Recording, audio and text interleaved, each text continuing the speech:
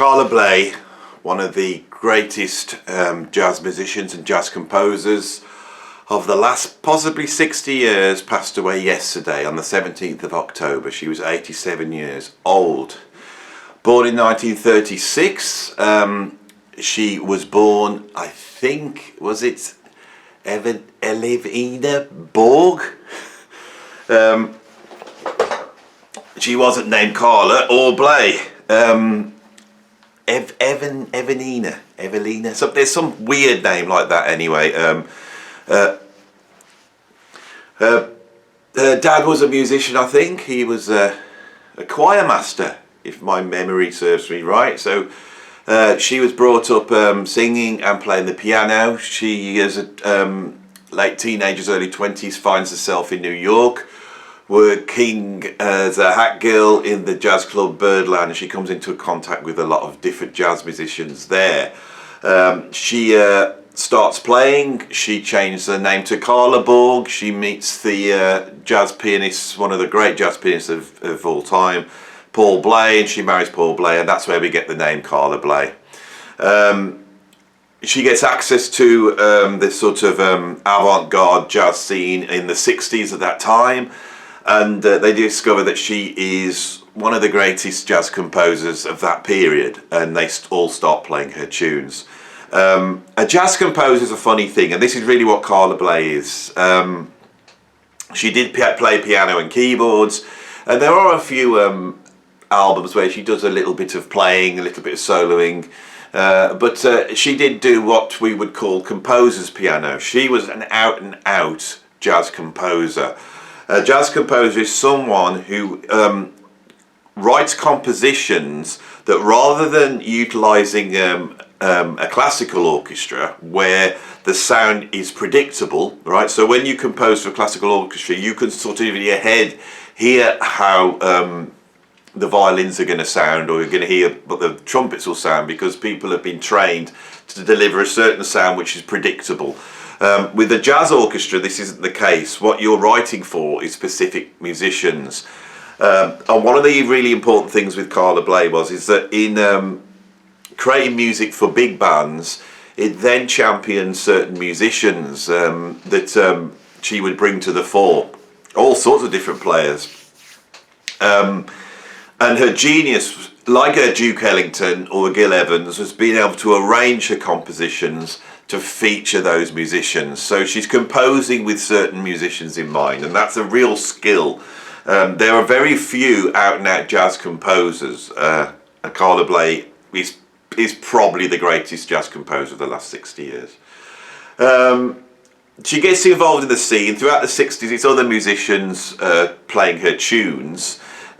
She has written a lot of jazz standards now. Her achievement in jazz is incredible and unparalleled, really. She then, I think in 67, she divorces Paul Bley, and she then marries Mike Mantler, another great musician. And she's involved in this album, and I'm going to show you the first masterpiece, the Jazz Composers Orchestra. Music composed and conducted by Michael Mantler. Again, this sounds like a free jazz album, but it's not. It's a composed album. This is almost like modern composition for jazz musicians. This acts almost like the concerto, free jazz concertos, with their star players on each track. Don Cherry, Roswell Wood, Pharoah Saunders, Larry Coryell, and Gato Barberia. And the final track on here, which I think is called Communications, it could be Communications Part 1 and 2, that features Cecil Taylor on piano. That is the great, one of the greatest, probably, I think it's possibly the greatest free jazz piece in history. This is an incredible album. And Carla Bley is on this album. And when we start to go through this really forms a sort of blueprint of what Carla Bley will do. It's on this is on JCOA Records, but that eventually ends up being Watt Records, which is, I think, a subdivisions of ECM. They have these sort of very recognisable covers. They have a very recognisable vibe, very stark, minimalist, modernist vibe to them. And the lineup on this, you start to see a sort of list of musicians that are going to be working around Carla Bley, especially people like Howard Johnson on tuba, Jack Jeffries on bass trombone, Jimmy Nepper trombone. We've got Randy Brecker on here on flugelhorn. We've got Charles Davis on baritone. And these instruments that you hear on here is going to become like the sort of blueprint for the Carla Bley sound. It's a certain sound now.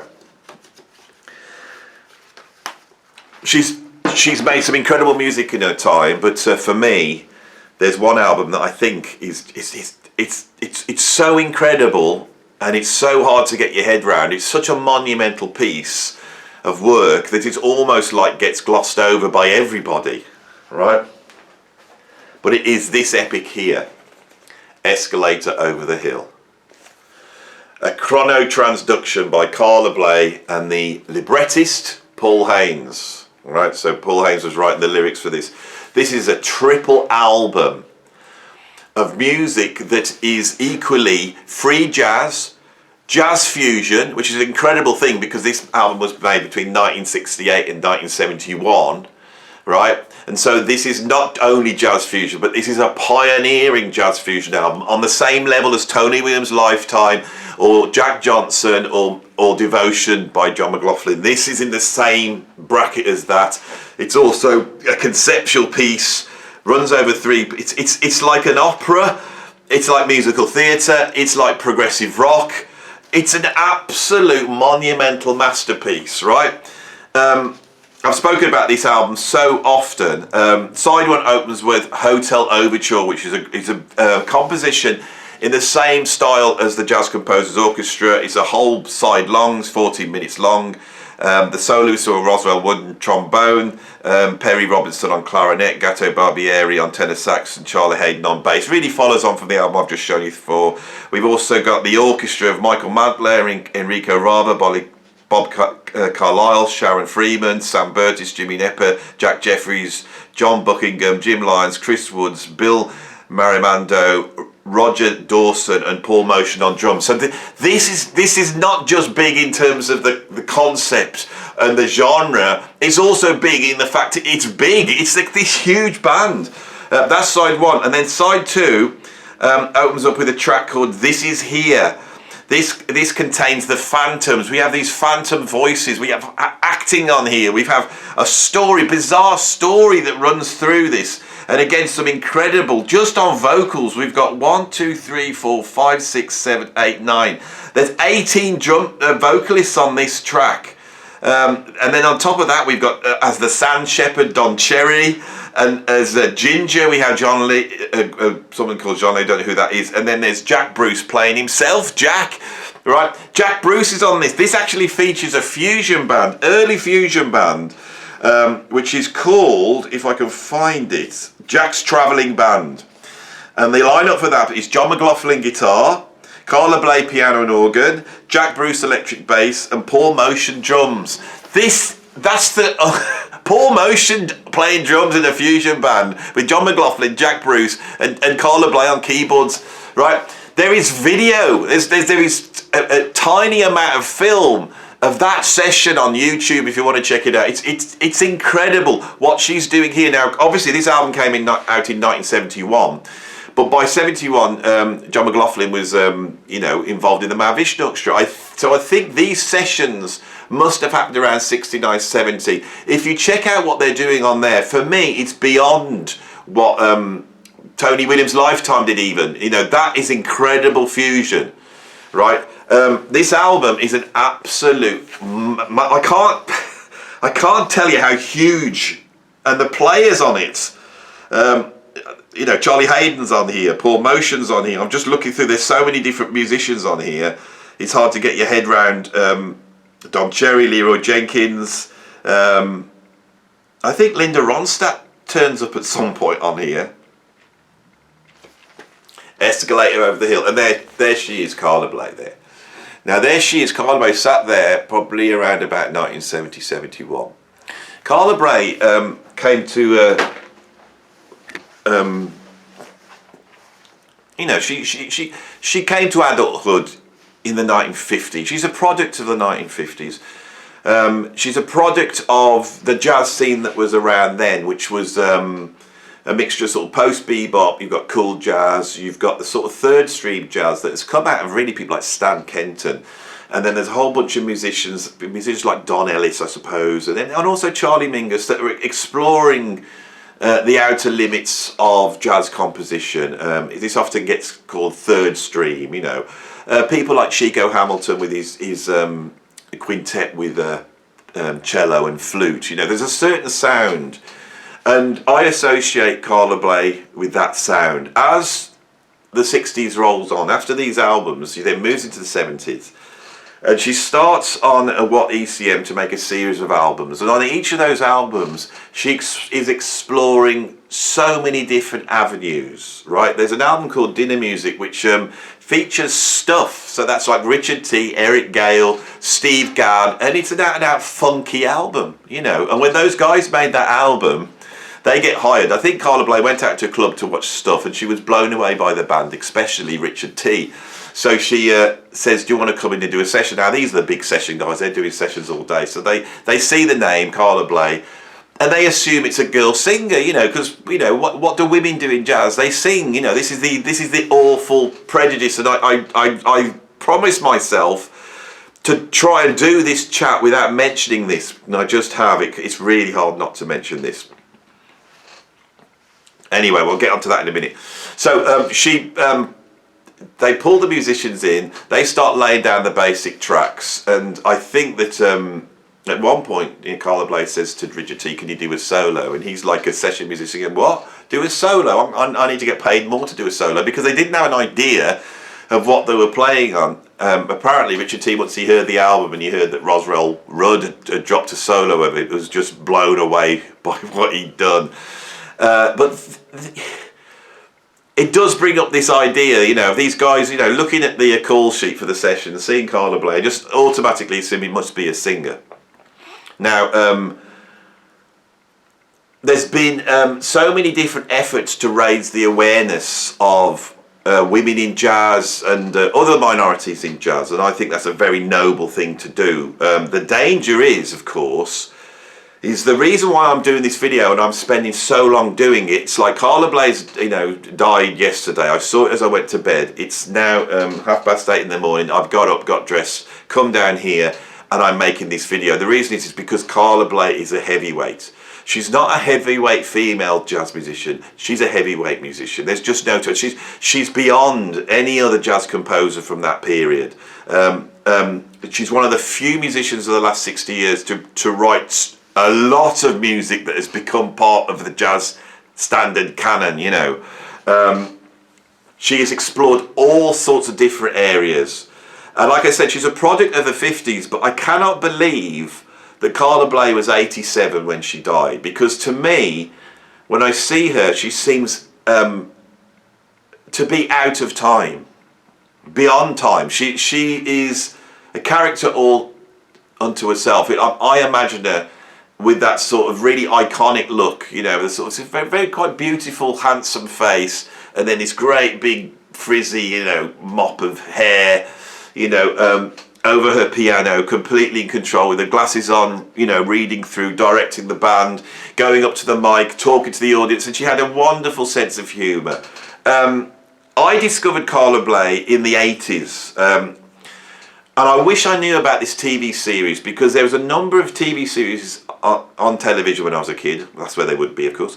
And Channel 4 ran a series of concerts at some venue. Maybe somebody can remember this and remind me what this was. I saw a number of incredible gigs, and I videotaped these gigs. And one of those was a gig by the Carla Bley Big Band. I remember it. I watched it over and I thought it was fascinating. I remember Gary Valentine or Valentin, I'm not sure how you pronounce it, did an incredible trombone solo. And I've got to say this. This is one of the things she did. Is that Gary Valentin is one of the great jazz trombone players. The greatest trombone solos recorded in the last 40, 50 years, because that's a forgotten instrument, could well be his solos with Carla Bley, which is almost like a signature sound. I'm trying to really explain how important she is in terms of music. There's a certain sound, there's a certain big band sound that favours the lower end, you know, the tubas and the big brass sound. It's a sound that Gil Evans also explored, but he took it in a different way. Carla Bley's got this sort of, it's like Americana, it's like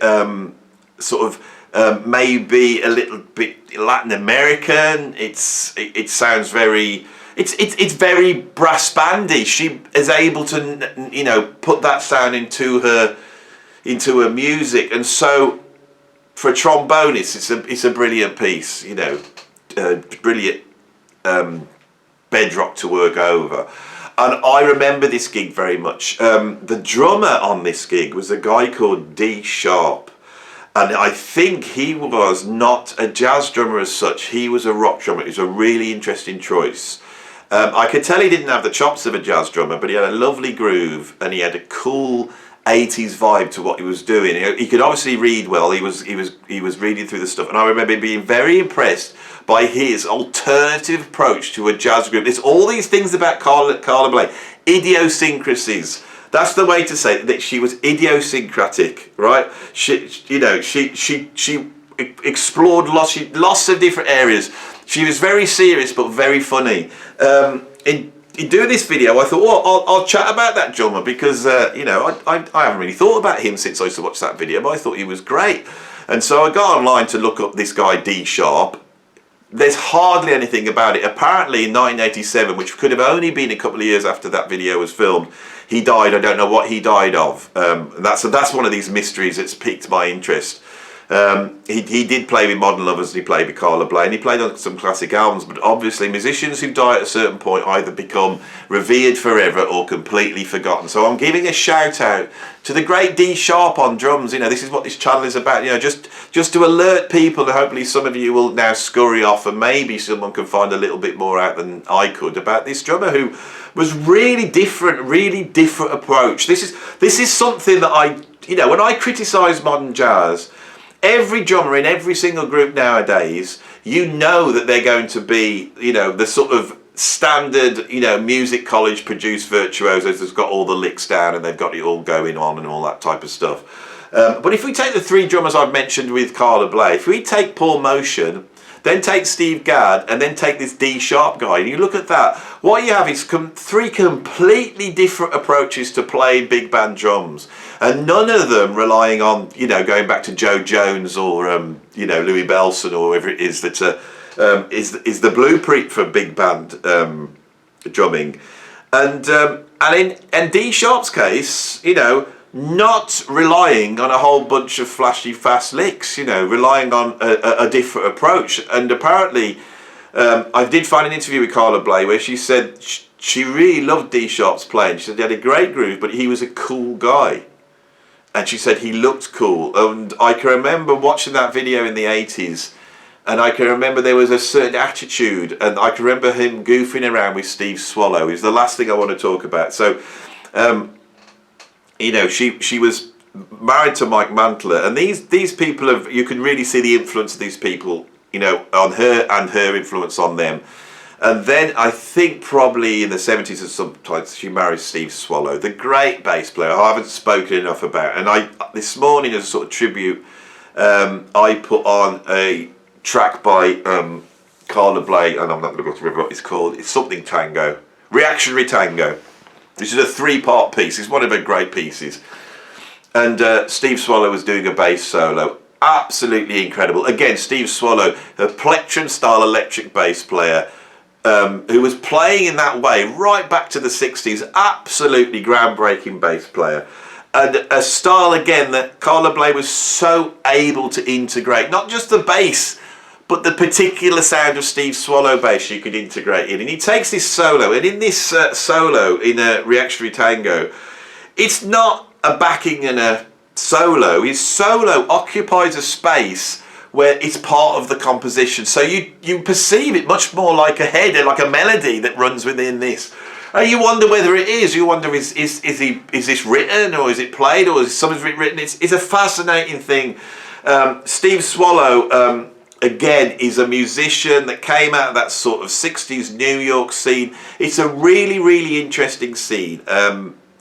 I am getting more and more interested in the aspects of identity, black identity, which is very prominent in the jazz world, and then female identity, which is non-existent. Sort of the gay minorities, non-existence in jazz. They're there, and you can name certain musicians, and the way that's treated. Because I think the thing that's unique to jazz is that what jazz created was a way of expressing yourself musically that puts your arms out to the whole world, and it just pulls everybody in.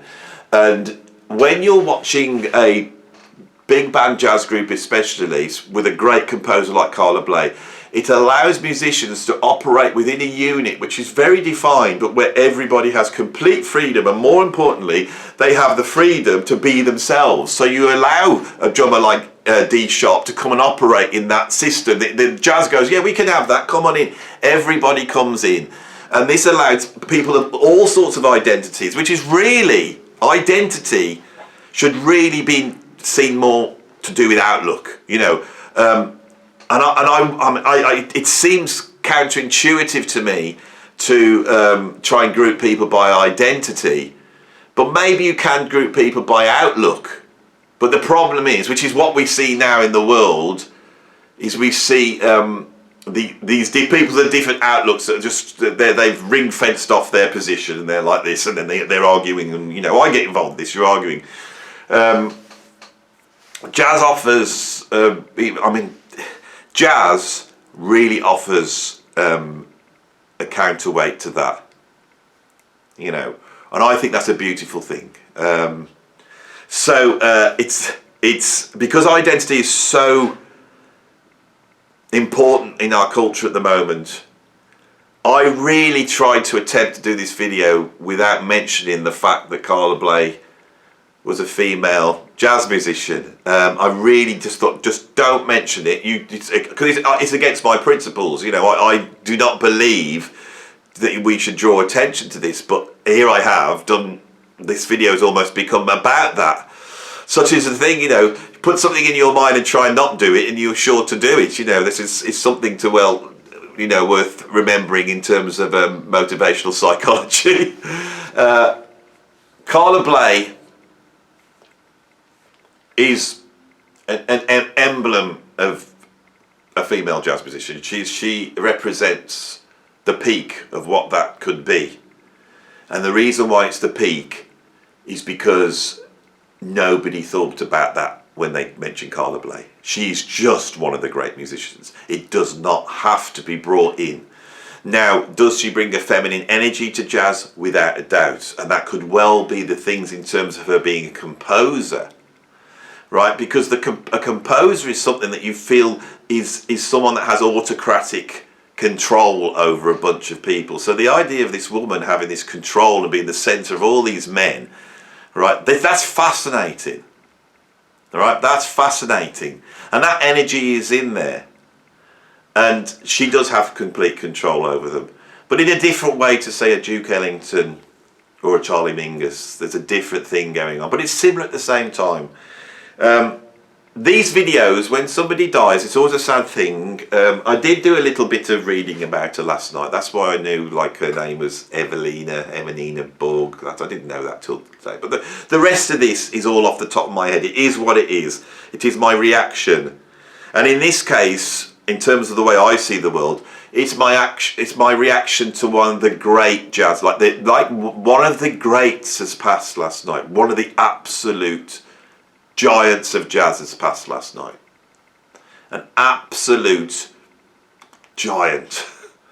What can we say? Now, whether the mainstream media gets that, I don't know.